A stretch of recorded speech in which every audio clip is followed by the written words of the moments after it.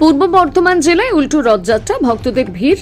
রথ আনতে মাসির বাড়ি আলমগঞ্জ বারোয়ারি থেকে নিজের বাড়ি ফিরে গেলেন প্রভু জগন্নাথ রাধাবল্লভজিতে। 7 দিন ধরে প্রভু জগন্নাথ মাসির বাড়িতে ছিলেন। সেখানে চলে প্রতিদিন নানান রকমের ভোগ। ভক্তরা লাইন দিয়ে বের করে এই প্রসাদ গ্রহণ করতে উৎসাহ উদ্দীপনা ছিল চোখে পড়ার মতো।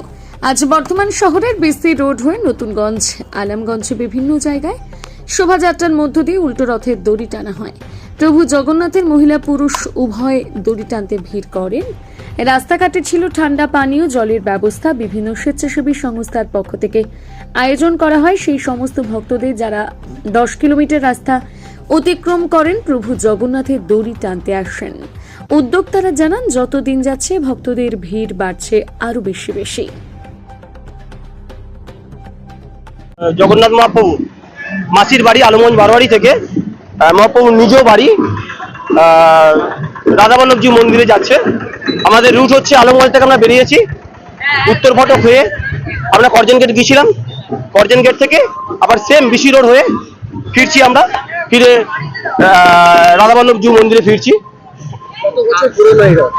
দেখুন, আমরা তো বলছিলাম, আমি যেটা জানতাম সেটা হচ্ছে 200-300 বছর পুরনো শুনেছিলাম, কিন্তু এখনই একটু আগে আমার সঙ্গে বিপ্রদার কথা হলেন, যিনি বর্ধমান মহারাজার ম্যানেজার, তা ট্রাস্টের ম্যানেজার উনি আমাকে বললেন এটা নাকি 600 বছর পুরনো। তো আপনারা সবাই জানেন যে বিরাট বড় ইতিহাস আছে। এই ঠাকুর কালনায় ছিলেন, মাঝে এই ঠাকুর চুরি হয়ে যায়, হয়ে যাওয়ার পর 27 বছর ওখানকার জেলখানায় ছিলেন।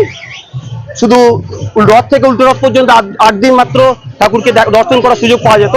তারপরে মহাপ্রভু যখন 27 বছর পর আমরা মহারাজ হাতে পেলেন, তখন সেই ঠাকুরকে কালনা থেকে বর্ধমান রাধাবল্লভজি মন্দিরে নিয়ে আসা হয়। আমরা দেখেছিলাম এই উল্টো রথ যবে থেকে শুরু হয়েছে, মানে যবে থেকে মাসির বাড়ি যাওয়ার ব্যাপারটা রয়েছে, মানুষের মধ্যে একটা উদ্দীপনা বেড়েছে এবং ভোগের খাবার একটা ব্যাপারটা রয়েছে, কি বলবেন? আরেকবার বলুন কোশ্চেনটা। যেটা আমরা দেখেছি যবে থেকে উল্টো মাসির বাড়ি যাওয়ার ব্যাপারটা এসেছে, তবে থেকে মানুষের মধ্যে একটা ঢল নেমেছে এবং এই যে ভোগ খাওয়ার ব্যাপারটা এসেছে, কি বলবেন? হ্যাঁ, এটা আমরা সবসময় চেয়েছিলাম যে এটা কি করে বড় আকারে নিয়ে যাওয়া যায়, তার কারণ এটা অনেক ঐতিহ্যপূর্ণ। আমি আগেও বলেছি যে এটা বর্ধমান মহারাজার পূজ্য দেবতা।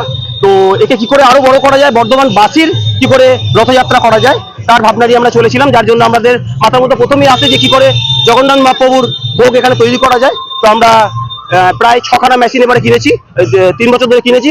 এবছর আমরা আবার 2টো মেশিন কিনেছি।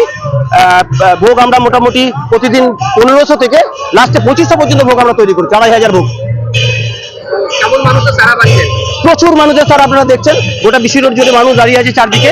এবং আমরা সবাই কাছে যাচ্ছি আবার যে সামনে বছর যাতে তারা ফ্যামিলি নিয়ে আমাদের সঙ্গে এই রথ, বর্ধমান বাসীর রথ যেহেতু বলছি আমরা ঐতিহ্যপূর্ণ রথ, তারা যদি আমাদের সঙ্গে এই রথে দড়িতে টান দেয়, তার জন্য ওদের সব বলছি। ওরা সব অধীর আগ্রহে বসে আছে যে রথ দেখার জন্য। সামনে বছর ওরা নিজে নিশ্চিত করছে যে ওরা ফ্যামিলি নিয়ে আমাদের সঙ্গে আবার যোগদান করবে। অবশ্যই জল খাওয়ার আমরা শুধু একা করিনি, এটা আলমগঞ্জ বারোয়ারি থেকে করছে না, বর্ধমানবাসী, বর্ধমানের বিভিন্ন সংস্থা, যেমন লায়ন্স ক্লাব আছে, হনুমান কমিটি, বিভিন্ন পুজো কমিটি আছে, সমন্বয় কমিটি আছে, লায়ন্স ক্লাব আছে, আমাদের হোটেল অ্যান্ড রেস্টুরেন্ট অ্যাসোসিয়েশন আছে। এরা সবাই মিলে একসঙ্গে বিভিন্ন বিভিন্ন জায়গায় এই জলছত্র খুলেছে বা কিছু কোল্ড ড্রিঙ্কস হতে পারে বা কোনো ড্রিঙ্কসের ব্যবস্থা করেছে। আমার নাম পলাশ নন্দী, আমি একজন সদস্য আলমগঞ্জ বারোয়ারি।